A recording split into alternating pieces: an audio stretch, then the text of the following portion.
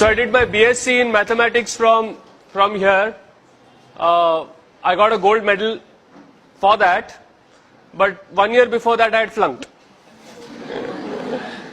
So it was only on my second attempt that I managed to get a gold medal, and then I did my MS in mathematics from IIT Bombay.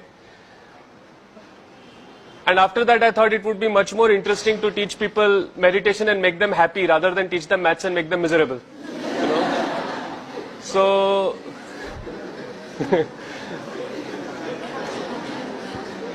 though if you come for my maths classes, you will find that they are also very happening.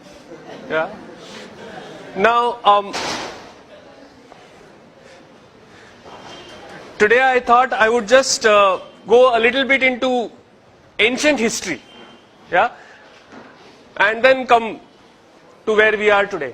Okay. So, all of you have heard of the Varaha Avatar? Yes? If you have not, which country are you in? The Varaha Avatar is when Lord Vishnu, right? He takes the shape of the boar, and then for some reason the earth is drowning in water. We don't know why and how. But the boar lifts the earth up and brings it out of the water. Right? Saves the earth, so to speak. Right? Now, that may be a fantastic story and all that, but check out the shape of the earth. What is it? It's round, right? Which means that more than 10,000 years ago, we knew that the earth was round. Yes? Which Europe only accepted once they saw the Apollo pictures from space, right? In fact, we call geography Bhugol, right?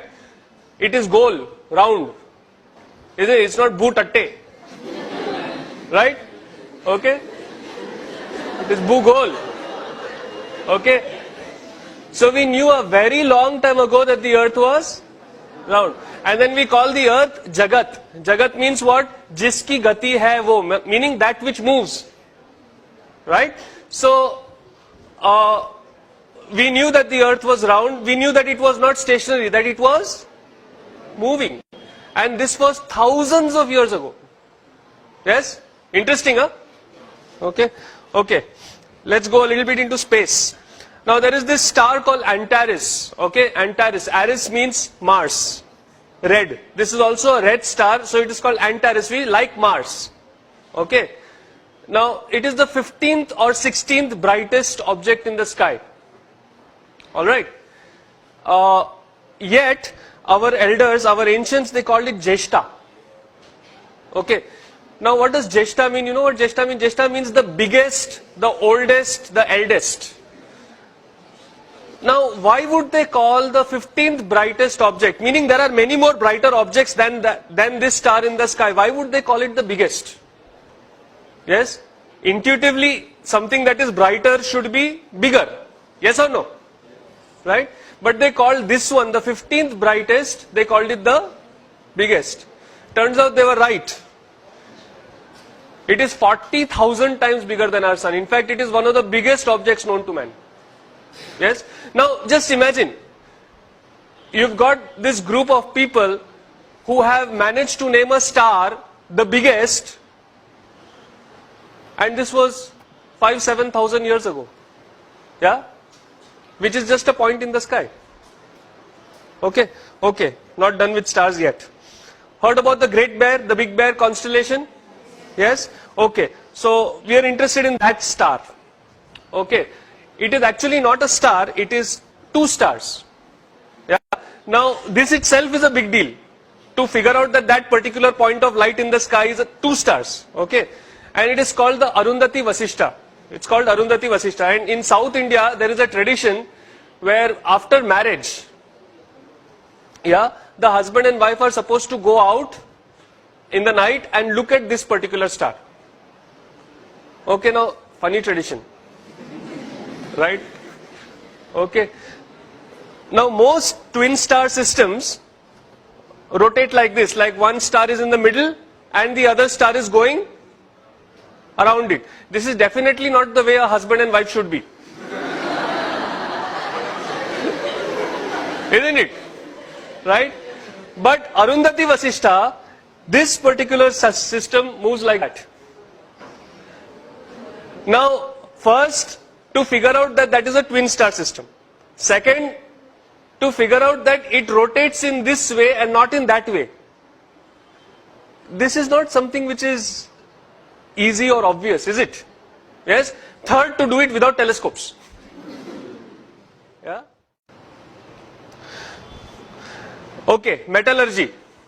Dinesh is BTech Metallurgy from IIT Bombay. You know, there are these pillars which are rust proof in India. Do you know about them? The most famous one is in front of Qutub Minar. Yes?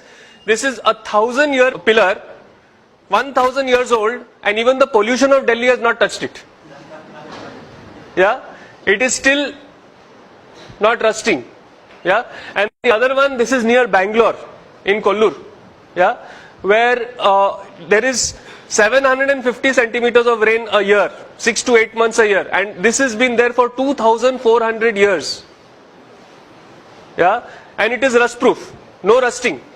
About the second pillar, what is more interesting is it was not built by any expert.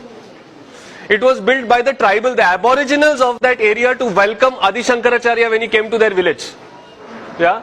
So this technology was there, not even with like the learned Brahmins or something like that. It was available to the tribals. Yeah? Then there is this mystery of zinc. You know, India held the sole knowledge of how to remove zinc from zinc ore for 4,000 years. Yeah? Because zinc, it's a very, very interesting thing. Zinc, from the ore, the zinc becomes liquid at 997 degrees Celsius.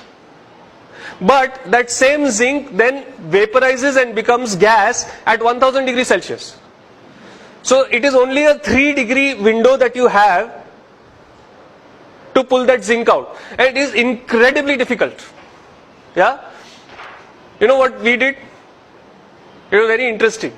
See, usually if you see a furnace, kya hota hai? There is the furnace and then something is coming out and being accumulated. Isn't it? This is the way most distillation is done. Yes or no? You've got the heat from the bottom and something comes out and it is collected. Now, when the heat was coming from the bottom, what would happen? The zinc would become liquid. It would go down or it would just evaporate and go out. Right? So what did these people do? They turned it upside down. They put the heat on the top and they put an ice bath below it, cold. So it would come down, then it would go in the cold, it would solidify and you would get the zinc. Yeah? For 4,000 years we kept this technique secret over here. Yeah? All the zinc in the world was made only by India. Nobody else could make it only. Yeah? Then one Chinese fellow stole it. Yeah? And then one British fellow stole it from the Chinese. There was this guy called William Champion who made the first zinc distillery in Great Britain in the year 1543. Before that, for 4,000 years, if you wanted zinc, you had to come to us. Now, this is a nice shloka in the praise of Lord Krishna. When you look at this shloka, do you think that there is anything special about it? It is like all other shlokas. Oh Krishna, you are great, you are this, you are that. Yes or no? Right? Only thing is there is this thing, there is a protocol called the Katapayadi Sankhya. Okay? Took me a long time to learn to pronounce that. Yeah, so there is this Katapayadi Sankhya where they give particular alphabets, particular numbers. So for example, Katapaya is 1 and so on. And then if you substitute these numbers in this shloka, you know what you get? The value of pi correct to 30 decimal places. Yeah. So we knew how to do encryption also. Yeah. Acha, now, don't you like this, what I am talking about? So clap and tell me no. Yeah. You know, I am not used to just talking to an audience. I want audience feedback also. Alright? Okay. If you don't like it, then do like that. So I know. Now recently I had been to Goa, and in Goa there is this place called Vasco da Gama. You have heard of it, right? Now why is Vasco da Gama called Vasco da Gama? Because there was this fellow from Portugal who came and supposedly discovered India. Right? Okay, let me tell you the true story. This story is in Vasco da Gama's own journal, which is there in Lisbon today. Okay. There were two guys who went searching for India. One of them was Christopher Columbus. The other was Vasco da Gama. Okay. Now Christopher Columbus, he went in the opposite direction. From Europe he went up. Okay. And he found America. Only he thought America was India. Okay. That is why the natives of Americans are called Indians. That's where the Indian name comes. Because he thought, mereko India mil gaya. Right. So he called those people Indians. He called them Indians actually. Then the other people came and, called them red because they were not white. Yes. So that was Christopher Columbus' story. Vasco da Gama, he went in the opposite direction. If you know your geography, he came down from Africa and he was too chicken to go out into the main sea. He would only sail keeping the coast in view. Okay. And he was having the biggest ship available at that time in Europe. Alright. So he came all the way down to the Cape of Good Hope. Okay. And over there, he was wondering, now how do I cross? Because from there to go to India, you have to go across the ocean, across the sea. Right? Over there he met a Gujarati whose name was Kanha. Okay. He does not mention the surname. Possibly Patel. Okay. Yeah. So he met this Kana Bhai who was a trader from India, from Gujarat, who had ships 12 times the size of this ship. 12 times. And remember, Vasco da Gama's ship was the biggest ship in Europe at that time. Okay, he had ships which were trading ships, forget about military ships, trading ships which were 10 to 12 times the size of Vasco da Gama's ship, and Vasco da Gama's ship was escorted with 3 ships, like in formation, his ship was in the middle, those 3 of our Indian ships escorted this guy to Goa, to India. Yeah, so maybe we should call Kanha, no? Yes?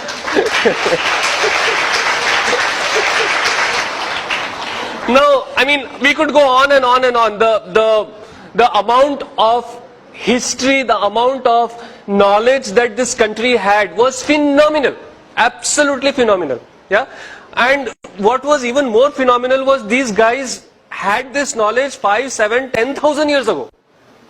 Yes. When Europe was still, using bow and arrow to kill deer, our people were distilling zinc. Yes. Now, how did they have this knowledge? Yes. No, there is only one reason. All our scientists were saints. All of them did pranayam. All of them did yoga. All of them meditated. Yes. So what happened was, because when you have trained your mind like this, when you have meditated, when you know how to do this, and you have done it for appreciable number of years, then you are no longer limited by physical instruments. If you want to go into outer space, you close your eyes, you can go. If you want to go into the depth of the atom, you close your eyes, you can get there. And then you are seeing it, right? So it has to be accurate. That is how Arundhati Vasishtha turns out to be a twin star system which rotates around each other. Yeah? Are you getting what I'm saying? Yes. Yes? That is how you can figure out how to make rust-proof iron, which even till today we have not figured out.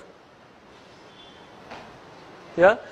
So the basis of science is spirituality. Yeah? And this wealth that our country has, I will not say had, this wealth that our country has was systematically destroyed by the British when they came here. Yeah? They rewrote our history. So that when they left us with a legacy of being ashamed of our own culture and our own tradition.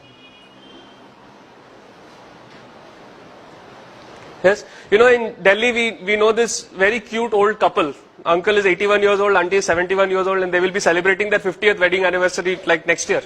His father was the first Chief Justice of India, Bhandari, Mr. Bhandari. Yeah. So very well connected and all. So he went to all these British schools, and over there they would say, you know, yoga is for freaks. You should do PT. But unfortunately, do you see that even in today in schools you do PT, you do yoga? Yeah. So we have got independence, it's 60 years, but we are still thinking in those terms only. That is what the British wanted. Yeah. To break this country, they had to break the education system and break the traditions. Now, if we want to build this country again, then maybe it is time to come back to learning, studying yoga, meditation. Yes? Yes or no? Yes. Right?